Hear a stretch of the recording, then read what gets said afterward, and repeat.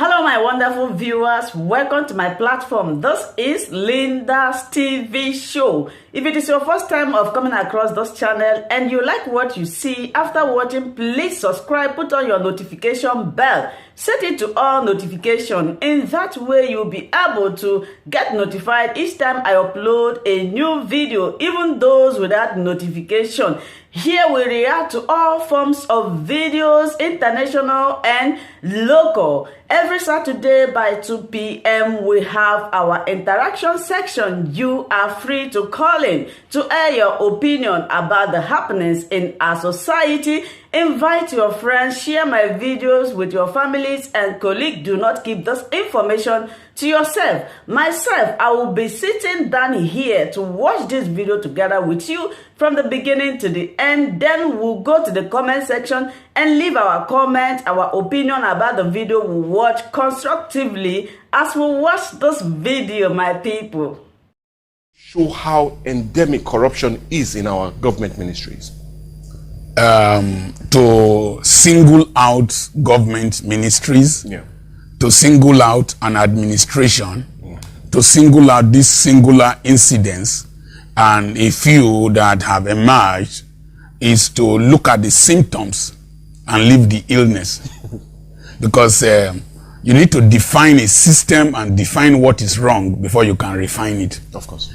If it is just the sensationalism of what has happened that we're going to discuss here, more are going to happen. Of course. When Buhari was coming into power, I told my wife that Buhari will be it will be like a choir master or a lead singer. He will be saying change, change. He will be singing change, change.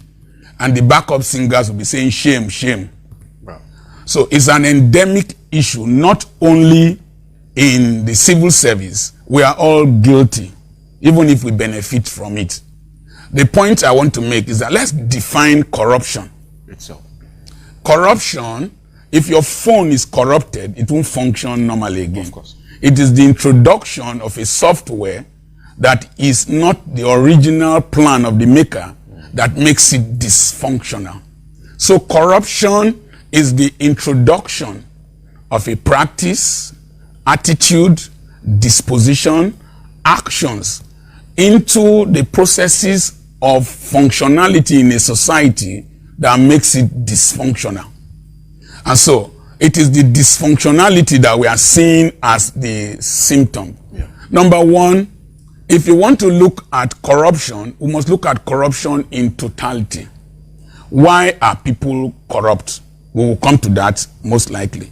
But you see, why is it that people who are given the responsibility to manage resources and offices and positions and functionalities in Nigeria do not respond to the dictates, do not follow the dictates? Remit, you are supposed to remit. Of course. It is that most people enter offices as a reward system. It is the work you worked. I work for the system. So the system now rewards you. The system now empowers you. So you have an entitlement mentality and a traditional ruler mentality or a monarchical mentality that you are the head of that place and every other person is a surrogate that are not supposed to question you. In fact, I was surprised that Amechi had the boldness to question that woman from NPA. So the point is that until people are placed in offices, in positions, as a result of merit and functionality in previous positions, we will keep having these issues in the civil service. You will see somebody in the civil service who will tell you, go to anywhere you want to go to, nothing will happen. When he has that entitlement mentality and a sense of invincibility and impunity, corruption will definitely continue in this country.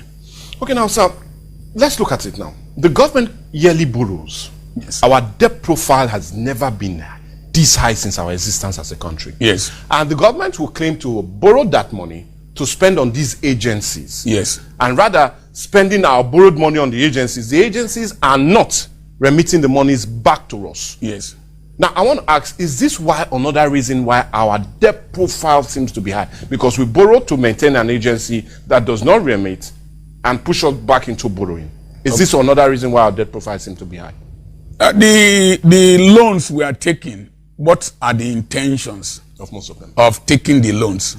I was in a train from Itakpe, from Ujewu to Itakpe, and my young mentee, Marcus Ekure, was video recording, and the attendant came to stop him. I told him, why will you stop him from video recording my train and my community? Because we are at Abraka. The train was bought with my money.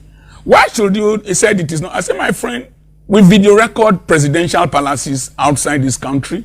We video record airplanes. In fact, I video recorded a submarine production unit in a country when we went on a boat cruise. Why will I not video record this train?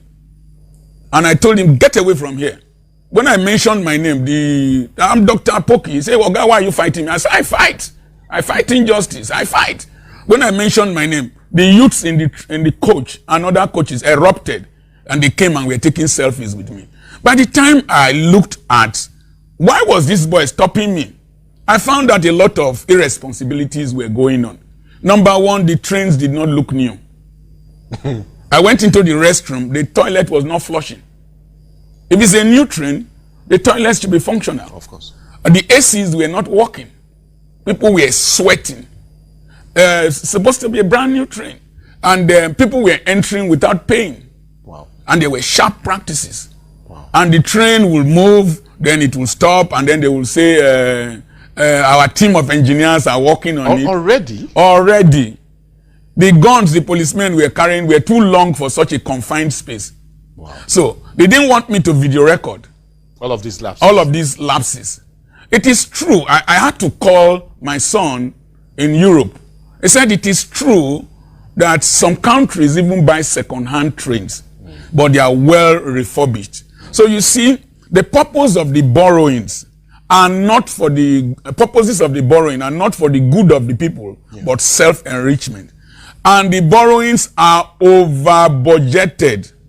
And because they are over-budgeted and they are not expended for the reasons of borrowing, the remaining money, the process of wanting to cover it up to benefit individuals is why there is the non-remittance.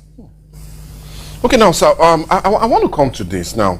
The Social Economic Right and Accountability Project has urged Mr. President to investigate about $39.5 billion billion naira that was inserted into this 2021 budget.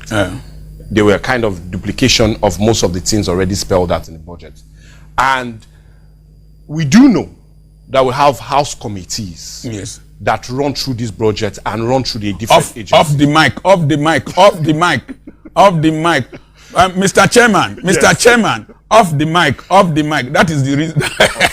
So, but the question I want to ask, if we have those committees manning these agencies, and they did not see this, number one, and they are now complaining that they've not remitted money from 2014 to 2020, is it that they are in compliance or in connivance with most of these ministries and agencies, or they've failed to do their job?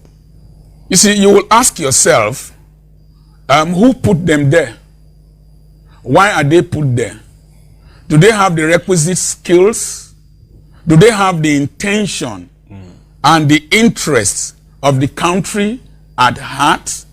Are they able to criticize whoever is a beneficiary of the corruption? Did they even win their elections legitimately? What is their track record? If they want to probe, who are they probing? That's like many questions. Yes, who are they probing? And these questions, the answers are obvious to us. Of course. So, who are they probing? If they are probing, they tell you stop. If you arrest a criminal in the street now, and he's a boy to one political heavyweight, they will find somebody to release him. Of course. So, this is the system. What we are seeing is an endemic dysfunctional society as a result of introduction of practices and systems and individuals that are not good for a functional society. So these reasons are obvious. You understand what I'm saying? Yes. Now, there are the probe panel on NDDC. Have you heard anything from it again? No.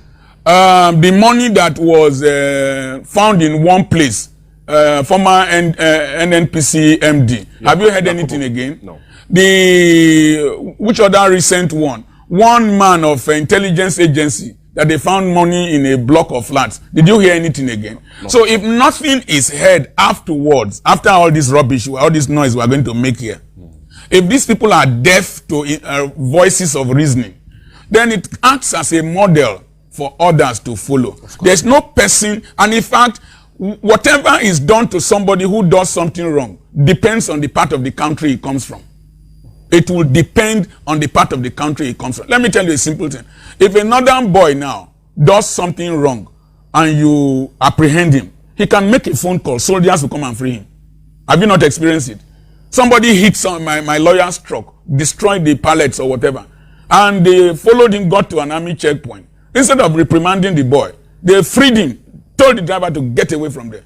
So when we have such a lopsided system, even here in this part of the country, we have a system where there is tolerance of stupidity and corruption from a group of people because they belong to a certain class and a certain set of people. Yeah. And so that's an endemic thing that has to be uprooted. If not, we'll keep saying this all over and all over until this nation is consumed by corruption. Corruption is like introducing a virus to a system. Let me give you an example.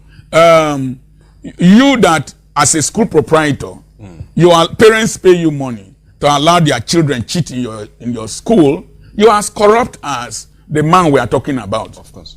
You understand what I'm saying? As I was coming, I saw a young girl with bomb shots opening her. That is a corruption of what womanhood stands for in Africa. Corruption, if you go to Leviticus chapter 10 verse 10, when the sons of the priest, Eli, the priest, brought Moses' brother, Aaron, came with fire into the temple, God killed them. You know why? That fire is called Zara. It's a strange fire. It's not what is, because you're supposed to be lighting the lamp from the original fire that was lit by God. So when that foreign fire was, God acted quickly. So when we see things that are contrary to the norms of our society, we react very slowly. We even applaud it. Let me give you an example. I was to buy fuel along this express road, just a little bit further from here. And then some small boys I knew around my community there bought fuel. I knew them. I didn't want them to hail me. And they entered their car and they drove off. I mean, they didn't drive off. The fuel attendant, one small skinny girl that is not up to my last child, started discussing with them, and I was in the queue. I was waiting. You know why? She is more interested in the benefits of relating with those boys than the services she's supposed to render in that petrol station, and the respect for my age and the respect for me as a customer. When I told her, please apologize to me for keeping me waiting. Say, waiting. I get papa like you. Which kind of nonsense? I say, shut up your dirty mouth. You don't have a father like me. You can have a father, but you don't have a father like me. If you have a father like me, you won't behave this way. Those boys are my boys. They carried concrete for me when I was building the school. So this tolerance of stupidity, this tolerance of the perversion. Yesterday, one ran into somewhere nearly opposite a glass house there. If you go around, maybe he doesn't have a license, maybe he's on drugs. So we have a system that tolerates injustice, tolerates stupidity, tolerates this corruption and perversion of the system. And it's going to consume us very soon if we don't take care. Okay, well, I'll still come to the question of on remittance. Now, just last week, Friday, Mr. President suspended the NPA director herself, Bala Usman, for about 165 billion naira on remittance by the NPA. And when we checked, the NPA said it was for operating surplus. Operating surplus by the NPA. And we also knew that last year, ASU went on a strike because money was not given to them as part of their grievances, apart from the IPPIS issue. Yes. Now, the question I want to ask, a certain agency has operating surplus, and yet you could not pay what was due to lecturers to go help teach our children. Is it a part of insincerity in the part of the government, or a failure in the economic team of Mr. President? Because you cannot have SSs here and somebody is using it unjustly and have little or nothing to pay here, and yet you're complaining. Let me tell you, it's as if the generation that is after my generation, 27th April, I was 62. The generation after my generation, your generation, you don't seem to understand the long-term plan. The long-term plan is to desecrate intellectualism, desecrate reasoning, desecrate truth, desecrate the academic. My wonderful viewers, for watching this video together with me from the beginning to the end. Like I said before, if you like what you see here, if you like what I do in this platform, as you have finished watching this video, please hit that red button that says subscribe and put on your notification bell to all notification. In that way, you'll be able to know when I upload a new video. Share my videos, leave your comments in the comment section constructively. Until I meet your way again in my next video, I still remain your Linda's TV show. Bye-bye.